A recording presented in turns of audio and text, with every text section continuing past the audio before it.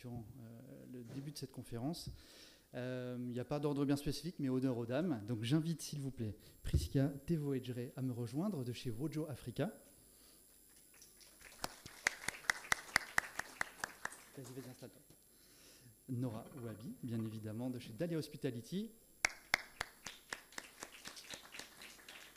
Guillaume Crouzet, ici présent de Archetype Group. Et Julien Assier, HC Properties, s'il vous plaît.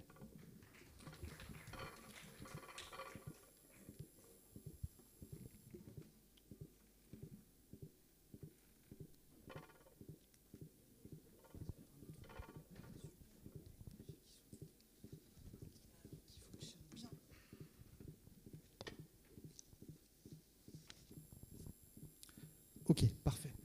Vous êtes bien installés ? Magnifique. Vous avez tous ce micro, donc je vous invite à le garder en main, ça vous permet de pouvoir interagir. On a effectivement une vraie thématique et un vrai sujet. Il a été évoqué à plusieurs reprises donc ce matin lors des différents panels. Et je vais rebondir sur ce que M. Zinzou a évoqué notamment en précisant qu'on avait une très forte valeur foncière en Afrique, ici sur la Côte d'Ivoire. Donc ça nous emmène sur le premier sujet, la rénovation urbaine. Alors, le ministre représentant de la construction et de l'urbanisme a aussi indiqué que nous avions des poches à l'étude à Abidjan sur des projets mixtes. Et donc, je pense que ce panel est une très belle transition sur les premiers sujets évoqués ce matin. Qu'en est-il des projets à usage mixte ? Effectivement, ils dynamisent les nœuds urbains. On voit bien que les anciens bâtiments sont remplacés par de nouveaux développements à usage mixte. Moi, j'aurais une première question, peut-être ce serait pour Guillaume. Comment on pourrait anticiper le changement de destination aussi sur l'activité future des actifs qu'on est en train de développer ? Guillaume. Bonjour à tous, merci beaucoup de me donner l'opportunité de m'exprimer aujourd'hui. Donc, je suis Guillaume Crouzet, je suis en charge du développement Afrique pour le groupe d'architecture, d'ingénierie et de management de projet Archetype. Donc, on est un groupe qui s'est développé dans les pays émergents puisqu'on a 15 ans d'expérience en Asie et depuis maintenant 5 ans, on se développe sur le marché africain. Avant de répondre à votre question, je voulais juste commencer par une petite anecdote qui est un des premiers projets mixed use qui a été développé en France. Je ne sais pas si vous le savez, c'est un projet qui s'appelait la Maison Radieuse, qui a été développé par un architecte qui s'appelle Le Corbusier à l'époque, et ça date des années 50, on va dire, des années 50 en France. Donc c'est donc pour dire que le concept de mixed use est quand même assez ancien. Et en fait, Le Corbusier donc avait nommé son projet Maison Radieuse. Mais à Marseille, où le projet a été développé, tout le monde l'avait appelé la maison du Fada. Et donc la maison du Fada, c'est quoi ? C'est la maison du fou. Le Fada en argot local, c'était la maison du fou. Et pourquoi ? Parce qu'en fait, à l'époque, le concept était tellement novateur, puisqu'il mélangeait à la fois du résidentiel, il mélangeait du commercial, il mélangeait des équipements publics, des écoles et autres. Et c'est quelque chose qui était vraiment nouveau dans le paysage en France. Et donc, ils ont eu beaucoup de mal dans un premier temps à louer les résidences parce que c'était très, très disruptif, comme on dirait maintenant, par rapport à ce qui existait avant.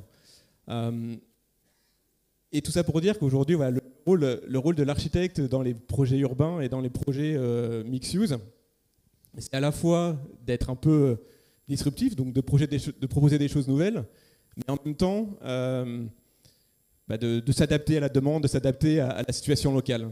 Et c'est ça toute la difficulté, et je pense que c'est un peu le fil rouge qu'on va avoir pendant ce débat, c'est comment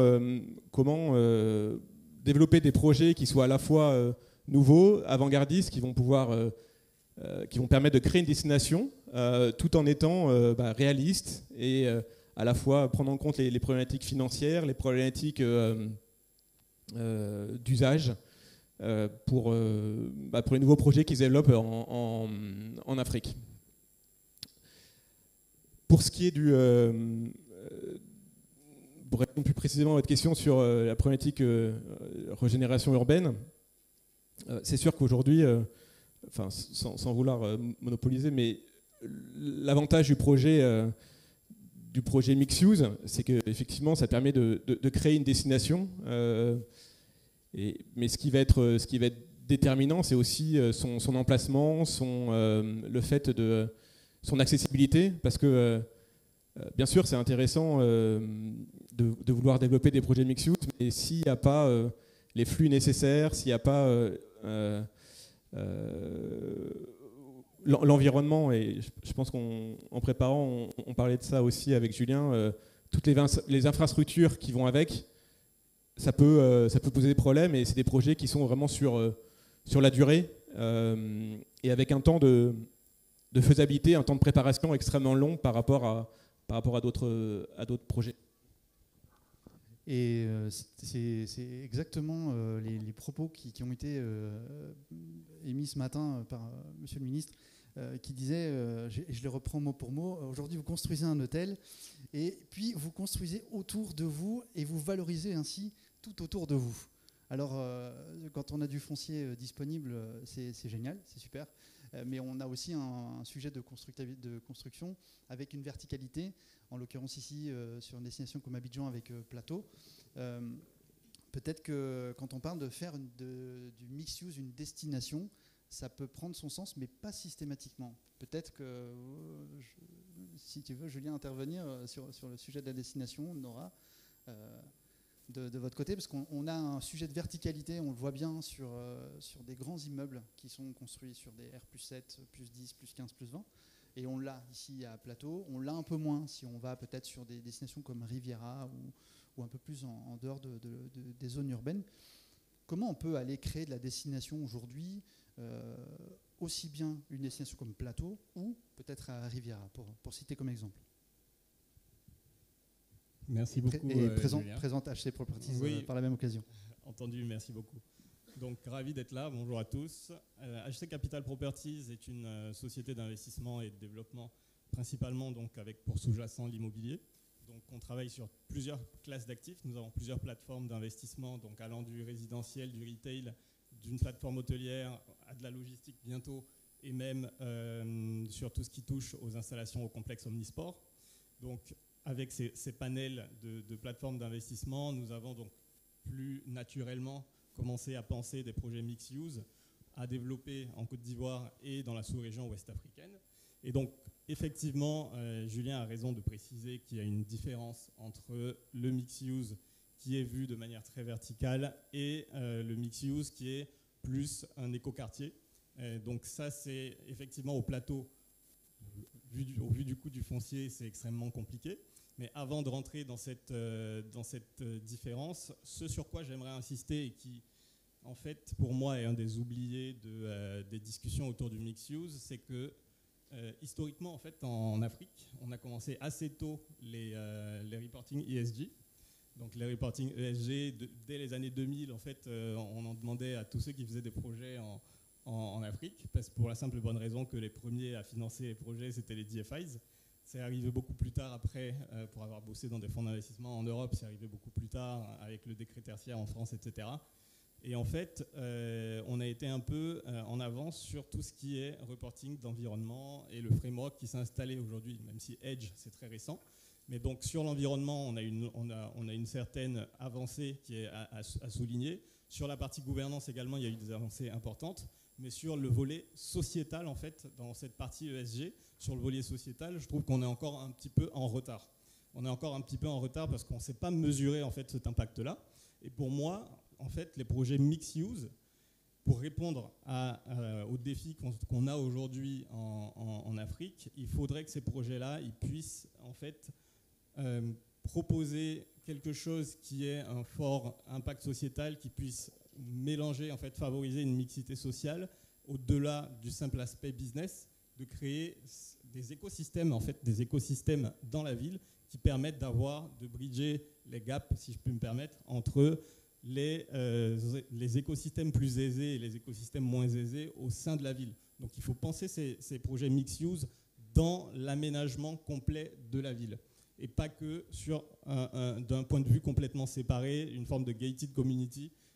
Ça, c'est pour moi quelque chose sur lequel on n'insiste pas assez et sur lequel je voulais commencer. Et c'est ce qu'on va faire, en fait. On va essayer de faire dans le projet donc, à Angrais, qui est un projet mixed-use qu'on va réaliser donc, en collaboration avec Casada, qui regroupera à la fois donc, une clinique, du retail, des bureaux, de l'hôtellerie et des aires de jeu pour enfants et des playgrounds de basket, etc. Donc Jean-Luc ce matin en parlait un peu pour notre filiale Omega Sport.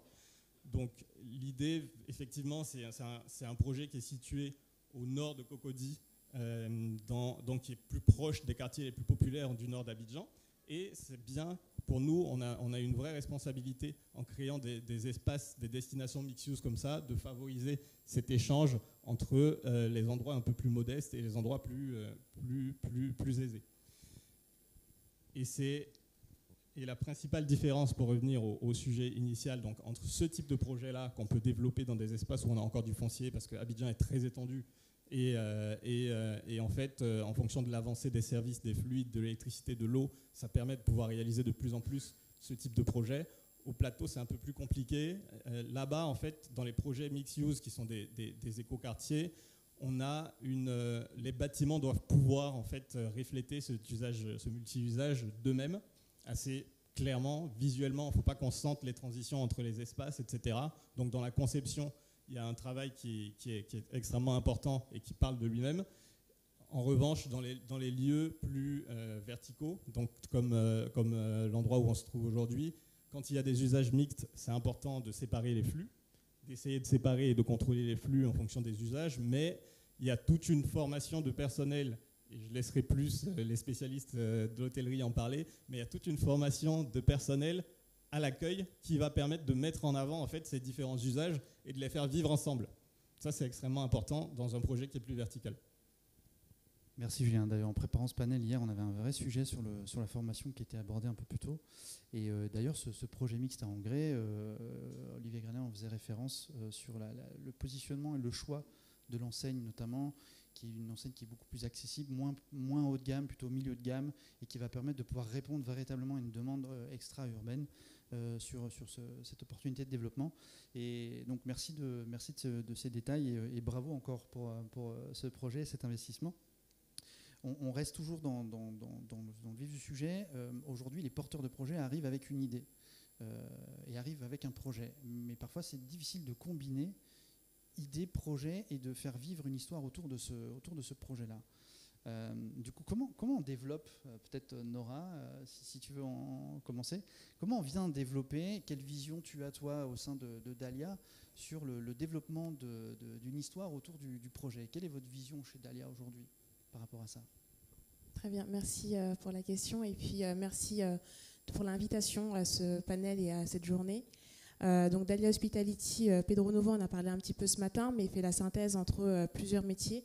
D'un côté, la partie BTP, génie civil, et de l'autre, la partie plutôt exploitation hôtelière, avec la société Centaurus, qui est notre actionnaire donc, en France, et la société Porteo ici. Et finalement, donc, la construction de Dahlia Hospitality, elle est assez récente. Et ce sur quoi on a voulu capitaliser, c'est la synergie. Donc de la même manière où on a voulu créer une synergie de métier entre nos actionnaires en créant Dahlia, c'est quelque chose qu'on souhaite aussi développer à travers nos projets. Donc la vision de Dahlia aujourd'hui, c'est de pouvoir construire donc, des lieux de destination, comme on en a parlé, qui vont associer des composantes qui sont en capacité de vivre ensemble et de pouvoir permettre une certaine capillarité entre ces composantes-là. Donc on a parlé des flux tout à l'heure. Et il y a également une question sur le choix.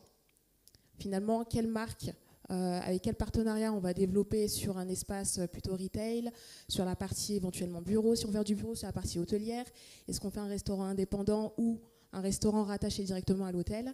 Là, c'est une grande question. Donc, il faut le faire avec des partenaires de qualité avec qui on pourra s'entendre sur un certain nombre de principes, dont des principes ESG. Et il faut également se prémunir de tout risque de concurrence finalement indirecte. Je m'explique. Si vous avez finalement un bâtiment que vous essayez de construire, et c'est souvent le cas des porteurs de projets qui viennent nous dire bah voilà, j'aimerais faire éventuellement un restaurant ou un café en pied d'immeuble et ensuite un hôtel au-dessus. Il y a une concurrence qui se crée finalement entre le salon de thé ou le café qu'on crée au rez-de-chaussée et l'offre F&B qu'on veut mettre dans la partie hôtelière. Donc c'est une construction d'un ensemble où on souhaite raconter une histoire Et j'en profite du coup pour terminer le propos que Julien a commencé. C'est sur la partie formation. Aujourd'hui, les formations de ce qu'on on a pu observer, hein, je parle avec beaucoup d'humilité parce que Dahlia aujourd'hui n'a pas encore de projet sorti officiellement. Bientôt, Ouais. ça arrive. J'espère pouvoir faire des annonces très bientôt aussi. Et en fait, ce qu'on constate, c'est qu'en termes de formation, le personnel est adapté pour répondre généralement à un seul métier. Donc ils font soit de la restauration, soit de l'hôtellerie. Mais il y a quand même ce principe de base où n'importe quelle personne qui travaille dans un hôtel doit être formée à l'accueil. Et donc quand on a un usage qui est mixte, c'est la clé. En fait, vous ne pourrez pas avoir une personne au deuxième étage qui travaille que sur les bureaux, qui n'est pas capable de pitcher ce qui se passe sur les autres étages. C'est le principe finalement du cross-selling et qui pourra amener des revenus complémentaires sur des mixed use, je pense. C'est une belle transition pour laisser la parole un peu à Prisca, qui va pouvoir peut-être nous partager son expérience d'intégration de Wojo au sein de l'hôtel Pullman qui est situé juste à côté donc, du Noum. Comment se passe l'intégration de Wojo où il y a déjà un hôtel qui est en activité? Donc comment on développe cette offre de service en tant que partenaire? Et comment on forme le personnel qui est déjà en poste sur ce nouveau mode de service, ce nouveau modèle de service qui intègre et qui prend de la place finalement dans l'établissement? À toi, Prisca. Bonjour à tous, donc je suis Prisca Tewedjre. Je suis en charge du développement de la marque Wojo Africa. Donc Wojo est une marque de bureaux et de coworking. Donc comme l'a évoqué Julien, on vient d'ouvrir notre premier espace à Abidjan au sein du Pullman, donc qui peut vous accueillir dès maintenant pour vos besoins en coworking et bureaux. Wojo est détenu aujourd'hui sur le continent par Kasada. Déjà, l'intérêt pour Kasada, c'était de prendre des mètres carrés qui ne généraient pas de revenus et de pouvoir dire, ces mètres carrés-là, on va en faire quelque chose qui va générer plus de revenus. Donc ça va apporter une résilience à l'asset qui était à la base uniquement de l'hôtellerie et ça va permettre également donc, de maximiser les revenus et également l'EBITDA par mètre carré. En termes d'intégration avec l'hôtel et avec les équipes, ce qui est important, c'est déjà au niveau de l'alignement des systèmes. Donc, par exemple, pour donner un exemple concret, un client qui a sa carte de chambre doit avoir la possibilité, à travers l'ascenseur, de descendre au niveau de son espace coworking, pouvoir accéder à son bureau. Donc, s'il y a cet alignement-là qui se fait, et si c'est propre en back-office, ce sera propre en termes d'expérience client. Donc ça, c'est le premier aspect. Le deuxième aspect, c'est l'implication des équipes. Donc, en tant qu'hôtelier, une personne à la réception a l'habitude d'accueillir un client qui vient pour 2-3 jours, peut-être un peu plus. Là, sur le coworking, on est sur du long terme. Donc, il faut réussir à impliquer les équipes sur cet aspect, de se dire le client sera là tous les jours. Le client est de mon voisinage. Ce n'est pas un client qui vient de l'extérieur pour une conférence, comme on a beaucoup l'habitude, les profils en hôtellerie, en tout cas à Abidjan, qui viennent souvent pour des conférences, des séminaires. Là, c'est mon client qui fait partie de mon voisinage. Qu'est-ce que je fais pour déjà l'intégrer dans mon écosystème, donc qu'il puisse autant utiliser les bureaux, mais également le restaurant de l'hôtel, qu'on puisse, comme disait Nora, faire du cross-selling. Donc ça, c'est important. Et la deuxième chose, c'est on développe la thèse du workspitality. Donc un client qui vient dans un hôtel a déjà des attentes. Donc il ne vient pas juste aujourd'hui pour un bureau, il se dit si le bureau est intégré à l'hôtel, donc Wojo est intégré au Pullman, il y aura un niveau d'attente en termes de standards dans l'espace du Wojo qui sera similaire à l'espace Pullman en fait. Et ça rejoint ce qui a été dit déjà, c'est qu'il faut une unicité dans le mixed use parce que si il y a une différence de service entre par exemple, là si je prends l'exemple du coworking et l'hôtel, l'expérience client n'est pas fluide et en fait on ne crée pas une destination, on ne crée pas un écosystème. Donc en termes d'implication, c'est beaucoup de formation, c'est aussi changer le mindset du staff, des parties prenantes, pour leur faire comprendre aussi cette notion de revenu par mètre carré qui n'était pas du tout, en tout cas qui n'était pas assez, assez appréhendée par les équipes hôtelières, en tout cas d'une manière générale. Donc, voilà. Après les auberges de jeunesse où on compte revenus par lit, maintenant on compte par mètre carré, bien évidemment. On revient un petit peu sur la stratégie d'investissement immobilière. Comment comment ça se passe l'intégration de Wojo pour rester sur le système de formation? Est-ce que vous avez embauché du personnel en plus, ou alors est-ce que vous allez mutualiser les équipes et mobiliser les équipes qui sont déjà en place et justement travailler sur ce volet de formation? Alors, tout l'intérêt du mixed use, comme l'a dit Nora, c'est de pouvoir aussi avoir une synergie au niveau des coûts. Donc l'intérêt, c'est on a déjà une réception au niveau de l'hôtel. Toutes les parties prenantes doivent aujourd'hui être capables, dans un mixed use, de présenter les différents produits, les différentes composantes de ce mixed use. Donc ça veut dire que si on arrive aujourd'hui à la réception du Pullman, toutes les équipes sont en mesure d'expliquer ce qu'est le Wojo Africa. Et de la même façon, un client qui est dans le couloir de l'hôtel, qui voit une femme de chambre, la femme de chambre étant partie prenante de l'hôtel, doit être en mesure de pouvoir expliquer ce qu'est le Wojo Africa. Donc, alors bien sûr, étant donné que c'est un nouvel espace et qu'il faut une présence, on a pris quelqu'un en supplémentaire pour la réception, mais toutes les parties prenantes, donc au niveau du restaurant, ils peuvent présenter le Wojo, au niveau de la réception, c'est pareil. Donc il y a un vrai travail par contre qui doit être fait pour expliquer ce que c'est, parce que c'est un nouveau produit pour les équipes ici. Donc il y a une synergie au niveau des coûts qui a été faite. D'un point de vue plutôt opérationnel et au niveau de l'optimisation de ces espaces, moi j'ai remarqué quand même que les projets mixtes aujourd'hui tendaient à rassurer aussi sur leurs services. Et ça commence par tous les modes de sécurisation des accès. On met plus de digicode, ou en tout cas on met plus de personnel, de vigiles de sécurité pour contrôler les accès de sécurité. Ça s'anticipe assez facilement, ça se corrige, ça se rectifie assez facilement en cours de conversion quand on parle d'une conversion d'actifs et non pas d'une construction d'un actif mixte. Peut-être Guillaume, de ton côté.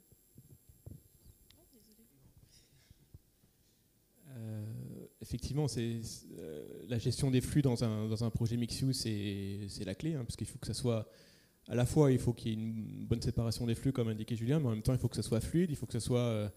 et donc, effectivement, au moment de la conception,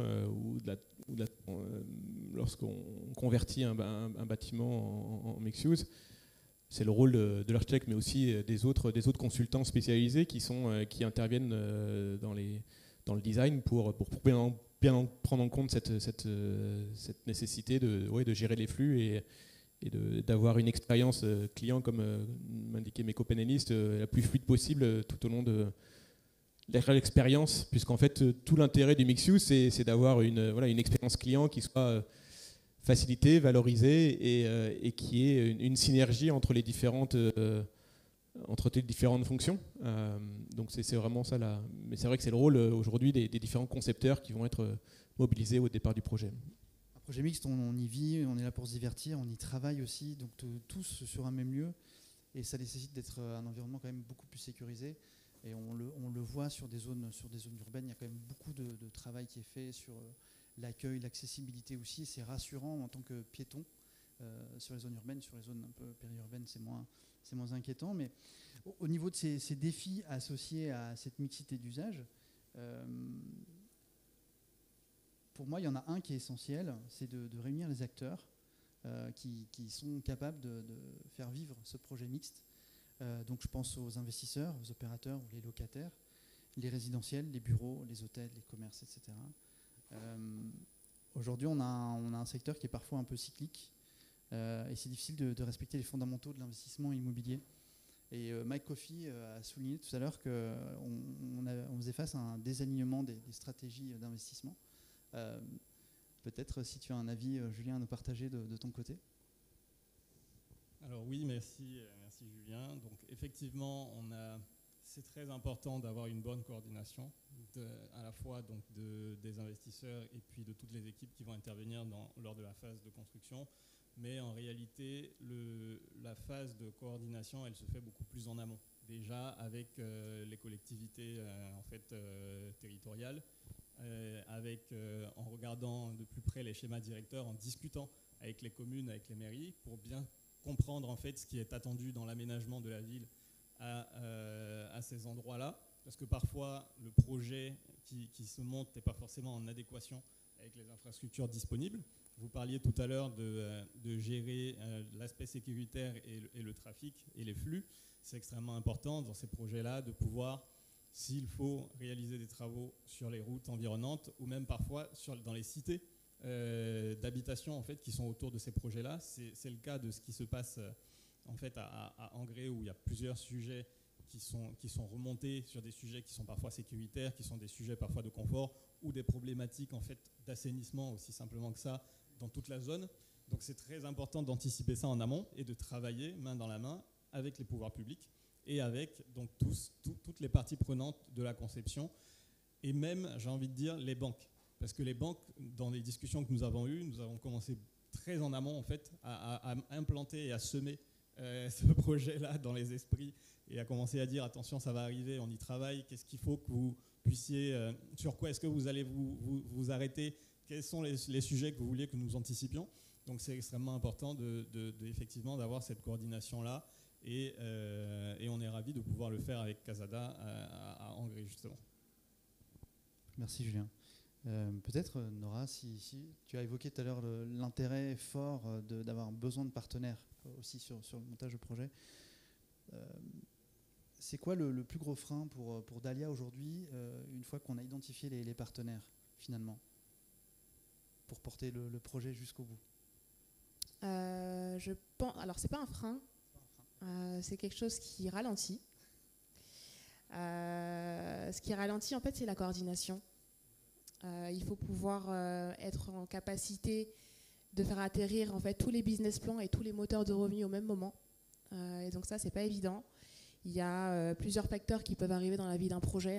Donc les changements urbains, ça peut être vraiment très très variable. Mais la coordination, ça reste quand même la clé. Comme le disait Julien, c'est la coordination à la fois avec les marques et les exploitants qu'on voudra mettre dans les mixed use. C'est de la coordination avec les banques et également avec les bailleurs de fonds. Ce sont des acteurs qu'il faut absolument mobiliser. On en a parlé tout à l'heure sur le panel financement. Et en fait, chacun de ces acteurs-là a des processus et des durées de traitement qui varient.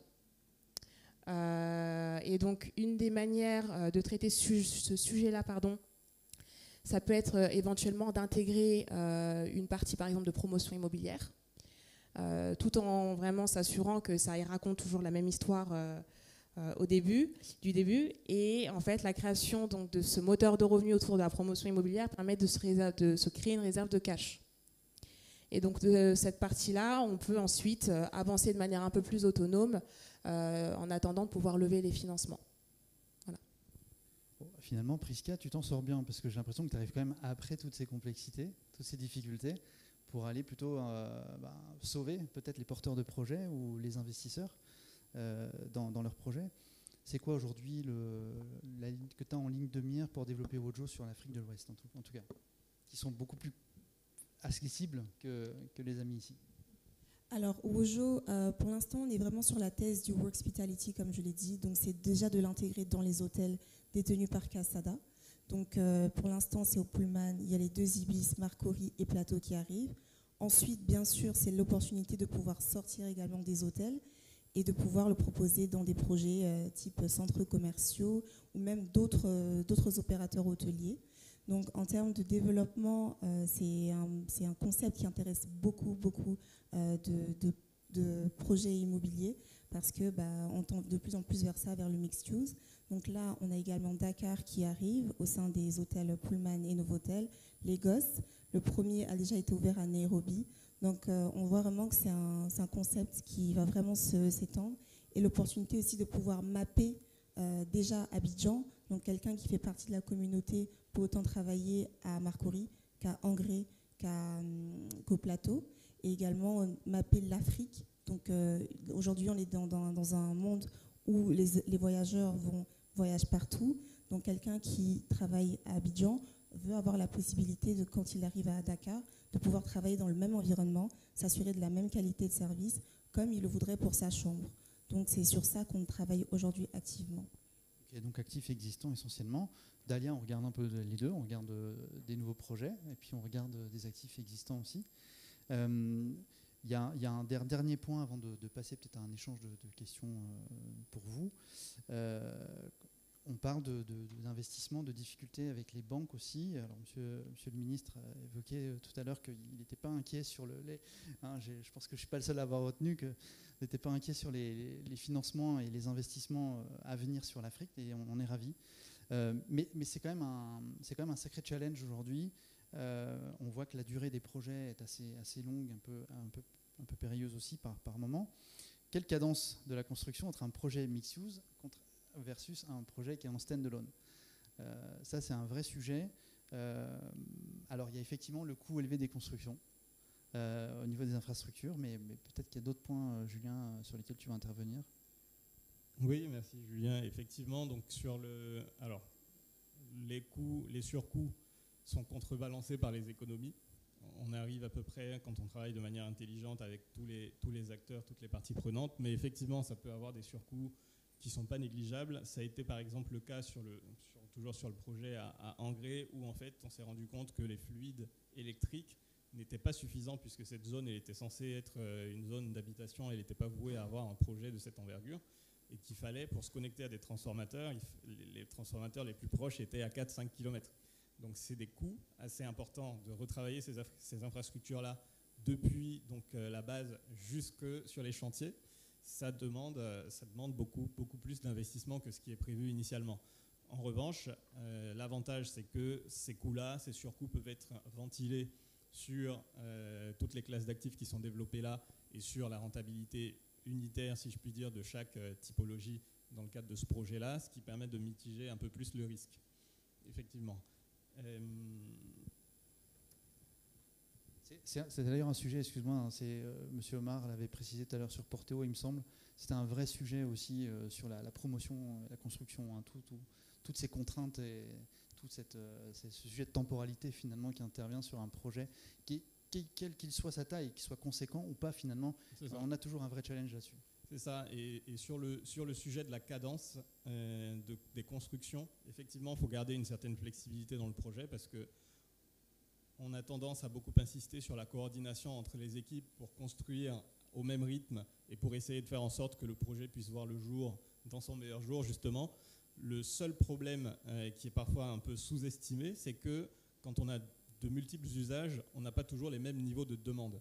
On n'a pas toujours les mêmes niveaux de demande. Il peut y avoir une très forte demande hôtelière ou résidentielle sur une telle localisation et une demande beaucoup moins forte en bureau qui peut peut-être retarder en fait les retours sur investissement. Donc dans le séquencement des travaux, il faut prendre le temps de bien réaliser ces études en amont pour pouvoir décider finalement de ce qui pourrait avoir du sens, mettre une sorte de flexibilité pour peut-être justement pas avoir à tout développer en même temps et que finalement les parties, si je puis dire, qui vont être développées puissent vivre et se suffire à elles-mêmes. Donc c'est extrêmement compliqué comme exercice quand on veut qu'il y ait une forme d'unicité, quand on veut qu'il y ait des échanges qui ne soient pas forcément marqués par des séparations. C'est extrêmement compliqué de réussir à trouver ce bon équilibre. Donc l'étude préalable de la demande est fondamentale. Je repense à une discussion qui a eu lieu hier avec Erwan Garnier de chez Radisson où il comparait deux modèles de construction. Un hôtel à Niamey qui était construit en 12 mois où ils avaient impliqué 2000 personnes sur un chantier H24, 7 sur 7, et un sujet à Lagos, et Dieu sait que j'apprécie beaucoup le Nigeria, j'aime Lagos, et les sujets sont très très très très longs là-bas, où ça mettait 8 ans. Voilà, je ne vous dis pas qu'on a un projet en cours avec un partenaire, il en est à sa 10e année. Mais ceci dit, il y a une vraie notion avec la valeur du naira, du dollar en ce moment, et on le voit que ça a un impact, car beaucoup de projets sont à l'arrêt. Peut-être qu'ils en aborderont sur le panel suivant ce sujet-là, mais on est là quand même pour se concentrer sur l'Afrique plutôt francophone et l'Afrique de l'Ouest. Est-ce que finalement, tout ça, ça nous laisse pas quand même un vrai lien entre, il nous faut du personnel qualifié, il faut du personnel qui soit polyvalent, et ça implique effectivement tous les sujets de formation qu'on a pu aborder jusqu'à présent, mais pas que. Monsieur le ministre, Monsieur Touré, ministre de la Jeunesse et de l'Insertion professionnelle, a évoqué tout à l'heure des aides auprès des entreprises pour accélérer un petit peu et accompagner ces entreprises dans la formation des stagiaires et des alternants. On espère vivement que ça soit porté sur le modèle du tourisme et de l'hôtellerie et de l'hospitality au sens large. Workpitality, j'ai entendu tout à l'heure, donc il y a plein de nouveaux termes. J'ai une dernière petite question. Comment on positionne l'espace de travail aujourd'hui dans un usage mixte ou dans un usage tout simplement quotidien? Est-ce qu'on parle de workspace? Est-ce qu'on parle de bureau? Est-ce qu'on parle de flex office? Est-ce qu'on a un terme vraiment à attribuer à celui-là aujourd'hui dans notre quotidien? Puisque finalement, on a notre téléphone, notre ordinateur portable, et on peut travailler de sa chambre d'hôtel, on peut venir travailler sur un espace de conférence. Est-ce qu'il y a un thème spécifique qu'on peut utiliser aujourd'hui? Alors, il y a plusieurs termes nouveaux justement qui sont liés à ça. Donc, le premier, c'est le coworking. Donc, je pense que ça a fait encore plus sens après Covid. On a vu qu'on pouvait travailler de partout. On pouvait travailler effectivement, comme tu dis, de sa chambre. Après, l'avantage, c'est également de pouvoir se dire, on a un espace dédié au travail. Même si on pourrait travailler dans sa chambre, c'est quand même important d'avoir un espace qui est dédié au travail. Pas forcément un bureau en tant que tel, parce qu'on a beaucoup aujourd'hui de nomades, de travailleurs nomades. Donc aujourd'hui, les termes liés au working, ils sont divers et variés. Mais le plus important, effectivement, il y a le flex office, il y a le coworking qui prend de plus en plus d'ampleur. Et après, il y a tout ce qui est au niveau l'enjeu des bureaux. Mais même au niveau des bureaux privés, c'est des bureaux en fait où aujourd'hui, on peut être 6 assis l'un en face de l'autre, même si on est de la même boîte. On n'est plus dans chacun à son bureau cloisonné. Donc voilà. Alors moi, je vais mettre un souhait. Et peut-être que l'idée, ce serait de convertir cette tour pyramide en un beau projet mixte. Voilà, le message est passé. Est-ce qu'il y a quelques questions parmi vous sur la thématique des usages mixtes? Est-ce qu'il y a des mains qui se lèvent ou bien est-ce qu'on a été assez clair dans... Ah oui, Jacopo a une petite question. Moi, je verrais bien quand même un projet mixte dans cette tour pyramide. On en parle après. On en parle après, très bien. Merci beaucoup et merci Julien de m'indiquer nominativement quand je compte poser une question. J'en suis très touché. Je ne connais pas tout le monde et je suis très honoré de reconnaître les visages quand je le peux. Ma question porte sur le financement et surtout la structuration de projets mixed use. On parlait ce matin de la difficulté du financement et surtout de l'interaction entre la partie Holdco et OpCo dans les projets d'hospitalité. Il semble que les concepts mixed use appellent des expertises nettement plus différentes, notamment en matière d'exploitation. Est-ce que vous pensez, au vu notamment de ce qui a été dit tout à l'heure sur l'importance d'offrir une expérience uniforme, que l'avenir en termes de structuration, de financement et d'exploitation de ces concepts mixed use est plus pour des sociétés intégrées ou pour justement une différenciation entre les acteurs de l'exploitation et du financement? Merci.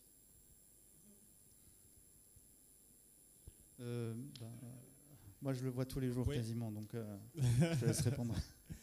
Effectivement, donc il y a de l'appétit pour financer ce type de projet, ne serait-ce que pour la diversification des risques.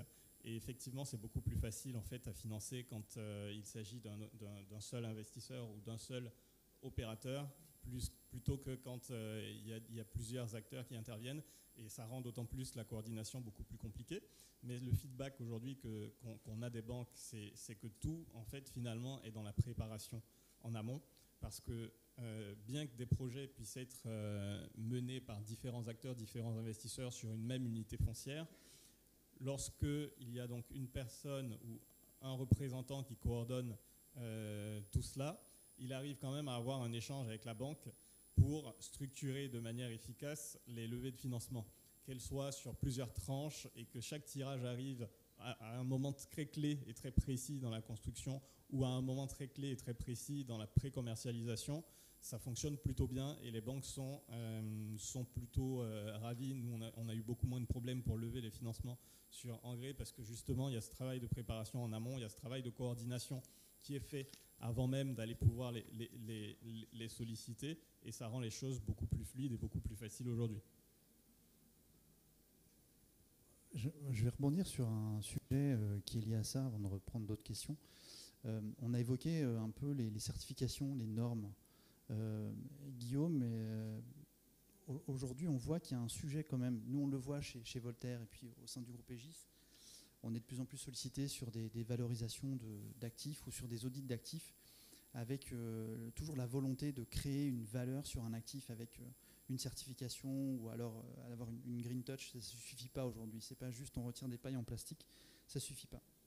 Comment on vient sur un projet aujourd'hui en Afrique, mixte, que ce soit on va partir sur la conversion. Quel est le challenge vraiment aujourd'hui pour aller chercher une certification, pour aller chercher une valorisation qui va nous permettre d'aller chercher une valorisation d'actifs avec des composantes à destination d'usage mixte et avec un challenge vraiment plutôt structure et une composante environnementale. C'est une question complexe, mais si on se focalise sur la partie environnementale, certification environnementale, c'est vrai que nous, on est des fervents défenseurs de la certification EDGE parce qu'on pense que c'est une certification qui est adaptée, on va dire, au marché en développement et à l'Afrique tout particulièrement. Donc c'est vrai que nous, dans nos équipes, on a un expert EDGE qui accompagne nos clients sur la problématique de la certification. Quand on prend certification, il y a 3 points clés qui sont qu'on regarde. La première, c'est la consommation d'eau. Le deuxième, c'est la consommation d'énergie. Et la troisième, c'est l'énergie grise en fait, qui est inclue dans les matériaux. Donc la partie énergétique, le must, c'est la possibilité de rajouter de l'énergie renouvelable, donc du solaire principalement, mais pas que, dans les projets. Ça donne un vrai plus. Nous, on travaille sur un projet justement à Abidjan et on devrait avoir une certification Edge Advance parce qu'on a intégré du solaire dans le projet. Après, il y a des choses plus faciles à faire sur la consommation d'eau avec des choix d'équipements qui soient plus économes en eau. Et puis le troisième, c'est aussi de travailler sur les matériaux. Alors même si malheureusement, il y a encore beaucoup de matériaux importés ici et donc forcément, en termes d'empreinte carbone, c'est un peu problématique. Mais voilà, il faut réfléchir sur des solutions. Là, par exemple, sur un projet qu'on fait aussi, on fait une charpente bois alors qu'au lieu de prendre une charpente métallique qui aurait été importée de Dubaï, là, c'est une charpente qui a été faite par des artisans ivoiriens. Ça donne un cachet supplémentaire au bâtiment et en termes d'impact environnemental, on est beaucoup mieux. Donc voilà. Ouais. Merci à tous. Je pense que c'est l'heure pour nous de laisser place au prochain panel. On se fait une petite photo, mais bien évidemment, on reste à votre disposition jusqu'à la fin de la journée si vous avez d'autres questions sur la thématique du Mixed Use. Merci à tous les 4 de m'avoir accompagné pour cette thématique.